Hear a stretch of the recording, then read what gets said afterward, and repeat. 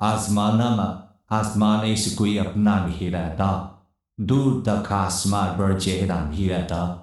मेरा नाम फरहाद है, मेरी वाली तो चचा, दो भाई थी मेरी वाली, और इनके भाई आपस में एक दूसरे से बहुत प्यार करते। मेरी वाला जितनी उन्नतमंद जो समझदार खातून थी, चचे जान इतनी लड़का खातून, किसी को खाते में ना लाती थी, हमेशा अपने चलाने वाली। हम दो भाई थी और मेरी दो बहनें थी, जो मुझसे छोटी थी। अब्बाजान का छोटा मोटा कारोबार था, इनका साथ बड़े भाईजान देते थे। चचा जान की चार बेटियां थी, जिनकी परवरिश थी वाला ने अपनी तरह की थी, जिद्दी और खुदसर, लेकिन सब मेरा मीन सबसे मुखले थी। शक्ल सूरत सिरन ने भी सावले, सरों शिकती खेल कोश वाले, नेक्स्ट काम के बहाने चचा की घर चला जाता।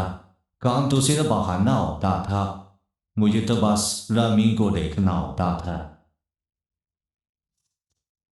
चाची जान की कड़वी खसारी बातें भी मुझे इसका सेना रोकी थी, मुझे तो बस रमीन के लिए चेता लपटी थी।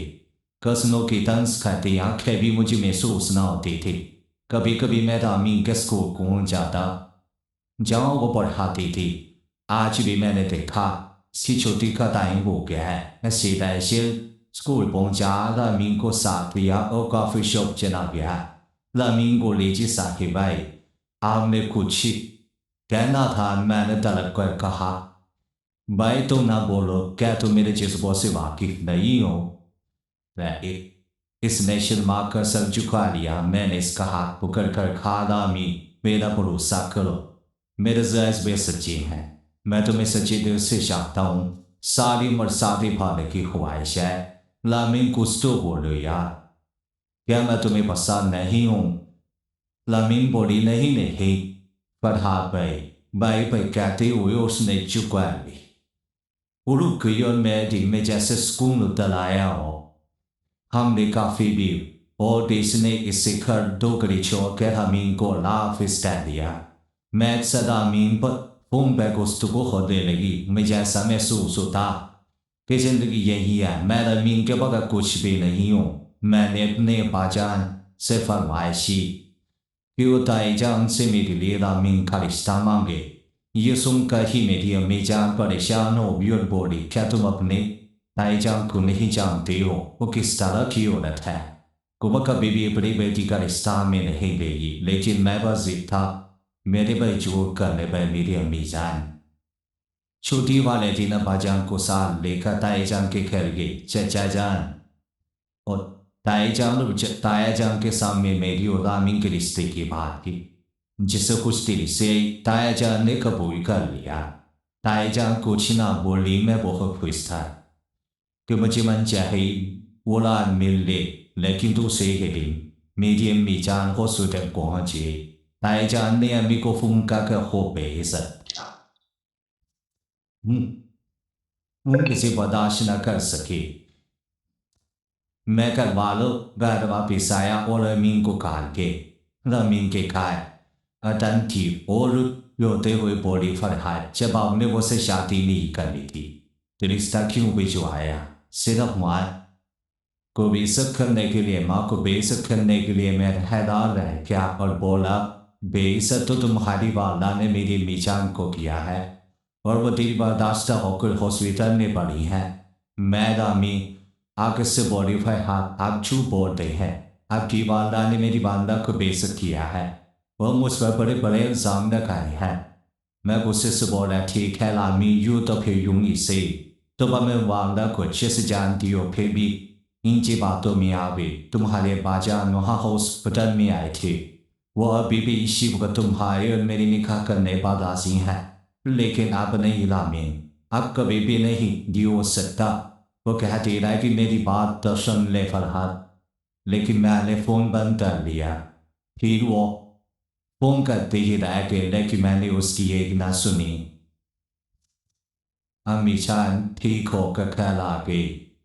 तायाजान और अब्बाजान ने मुझे बहुत समझाया कि हम तुम्हारी शादी रमीन से करवा देते हैं, लेकिन मैंने इनकी एक ना सुनी। मैंने चौकी सिलसिले में ग्लैंड अप्लाई किया हुआ था और सोचा था कि शादी के बाद रमीन को साथ लेकर जाऊंगा।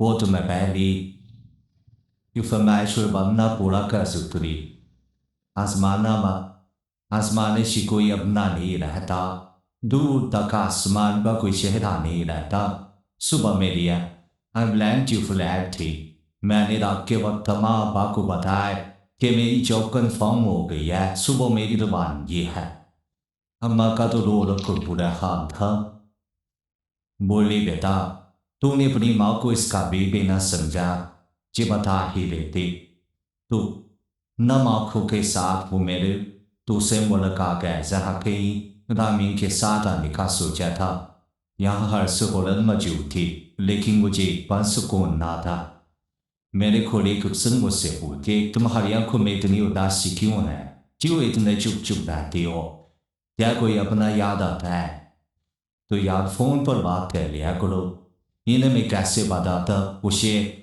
अपने को तो मैं खुद ही जिंदा तक वो खाया आया हूँ उसकी आंसुओं का भी मुझ पर कोई असर ना हुआ अब वो मुझे बहुत याद आती है उसे मैं भूल ही नहीं पाया कैसे बोला तो मैं उसे 2 साल इसी तरह से गुजर गई जितना मेरा मीन को भूलने की कोशिश करता वो मुझे इतना ही याद आती अम्मी जान के भी बहुत खोल आती वो हर बार अम्मी से बात करने की कोशिश करती मैं फोन बंद कर देता कहीं मेरा दिल ना बिगड़ जाए मैं किस सूरत बेटा मीन को माफ नहीं करना चाहता था उसने मेरा मान तोड़ा था आज मैंने तनहा था तो इसकी वजह से ये अम्मी ही एक दिन मैंने दफ्तर से घर वापिस आया तो मुझे अब्बाजान की कॉल है जेमी जान की तबीयत बहुत खराब है वो तुम्हें बहुत याद कर रही है ये सुनकर मुझसे रहा नहीं गया मैंने सुबह ही अपनी टिकट कन्फर्म करवाई और पाकिस्तान पहुंच गया अम्मी जान की तबीयत वाकई बहुत खराब थी वो मुझे देख कर मुझे आंखों से आंसू जारी हो गए मैं भी सब न कर सका माँ के गले लगकर बहुत रोया मीजान के इलाज अच्छे डॉक्टर से करवाया न मीजान की अच्छी से थी कि मैं शादी कर लूँ रामीन से मुझे गुस्सा आ गया कि कैसे शादी कर लूँ मैं ऐसा किसी जिसने मेरा मान मेरा एतबार तोड़ा मैं एक पल में बेतबार कर दिया है मैं जैसे देवी बाचान से चाहा था मुझे वो मेरी ही नजरों में गिरा दिया मीजान बोली बस कर दो बेटा इसकी बहुत सजा को खोई चुकी है उसने अभी तक शादी नहीं की इन गुजरे हुए 2 सालों में वो हर रिश्ते से दूर हो गई है इसने खुद को अपने ही बनाए हुए खून में कैद कर लिया है वो किससे नहीं मिलती जुलती और इसके कई रिश्ते भी आए हर रिश्ते से इनकार कर दिया वो हर बार मुझसे माफी मांगती है कि तकरीबन मुझसे गलती हो गई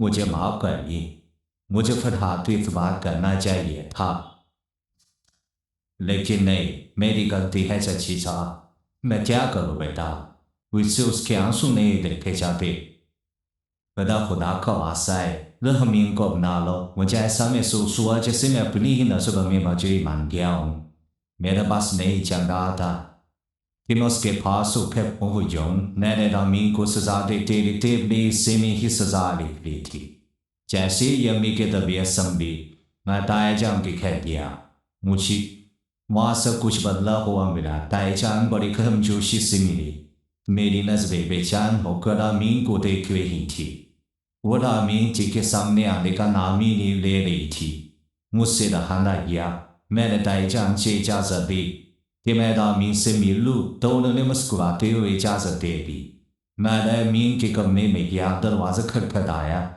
अंदर से आवाज़ फरहादा कहीं आप है तो चले जाए मुझे उससे कोई बात नहीं करनी मैं दरवाजे को कहते हुए अंदर चला गया और बड़े मान से बोला क्यों नहीं करनी मेरी जान मैंने ये 2 साल किस तरह से खुद सजन करने में गुजारे हैं तुम्हें इसका अंदाजा ही नहीं है वो गुस्से से बोली मैंने तुझे जैसे ये फूलों के बिस्तर पर गुजारे हैं ना मौसकी और ज्यादा करीब हो गया बोला नहीं मेरी जान मैं गलती इसमें था अगर मुफामों से काम लेता है तो ये सब ना होता मुझे माफ कर दो मेरी जान मैं सिर्फ तुमने ही नहीं मैंने भी सजा काटी है मैं तुम्हारा मुजरिम ये कहकर मैंने उसके सामने दोनों हाथ जोड़ दिए उसने भी आंखों के साथ मेरा हाथ थाम लिया जैसे कह रही हो मैंने आपको माफ कर दिया मैं रूह में जैसे सुकून उठा लाया हो